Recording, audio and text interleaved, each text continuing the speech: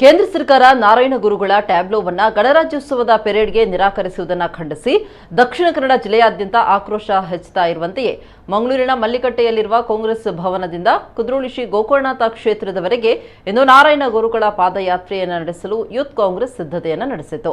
ಆದರೆ ಈ ಪಾದಯಾತ್ರೆಗೆ ಕಾಂಗ್ರೆಸ್ ಪಕ್ಷದೊಳಗೆ ವಿವಾದ ಸ್ವರೂಪ ಪಡ್ಕೊಂಡಿದ್ದು, ಪಾದಯಾತ್ರೆಗೂ ಮುನ್ನ ಕಾಂಗ್ರೆಸ್ ಕಚೇರಿಯಲ್ಲಿ ಹಿರಿಕಿರಿಯ ನಾಯಕರ ನಡುವೆ ಮಾತಿನ ಚಕಮಕಿ ನಡೆದು ಹೊಯ್ಕೆಯ ಹಂತಕ್ಕೆ ಮುಟ್ಟಿದೆ. ಇಂದು ಬೆಳಗ್ಗೆ ಬ್ರಹ್ಮಶ್ರೀ ನಾರಾಯಣ ಗುರು ವಿಚಾರವಾಗಿ ಪಾದಯಾತ್ರೆ ನಿಗದಿಯಾಗಿತ್ತು. ಈ ವೇಳೆ ಪಾದಯಾತ್ರೆಗೆ ಯೂತ್ ಕಾಂಗ್ರೆಸ್ ಜಿಲ್ಲಾಧ್ಯಕ್ಷರ ಅನುಮತಿ ಪಡೆಯದೆ ಇದನ್ನ ಮಾಡಲು ಮುಂದಾಗಿದ್ದು, ಕೆಲವು ಹಿರಿಯ ನಾಯಕರನ್ನ ಅಸಮಾಧಾನಕ್ಕೆ ಒಳಪಡಿಸಿದೆ ಅಂತ ಹೇಳಲಾಗಿದೆ. ಇದೇ ವಿಚಾರವಾಗಿ ಮಾತಿನ ಚಕಮಕಿ ನಡೆದಿದೆ. ರಮಾನಾಥ ರೈಗಳು ವೇದಿಕೆಯಲ್ಲಿ ನಿಂತು ಮಾತನಾಡ್ತಾ ಇದ್ದ ವೇಳೆ ಮೂಲ್ಕಿ ವಲಯದ ನಾಯಕರೊಬ್ಬರು ರೈಗಳನ್ನ ನಿಂದಿಸಿ ಮಾತನಾಡಿದೆ ಈ ವಿವಾದಕ್ಕೆ ಕಾರಣವಾಗಿದೆ ಅಂತ ತಿಳಿದು ಬಂದಿದೆ.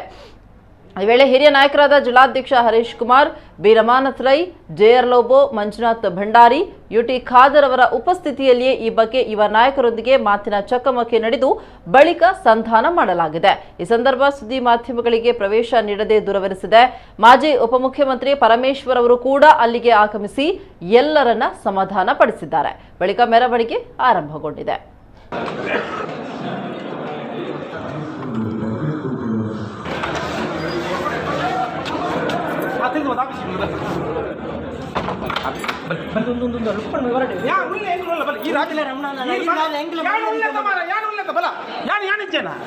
ಈ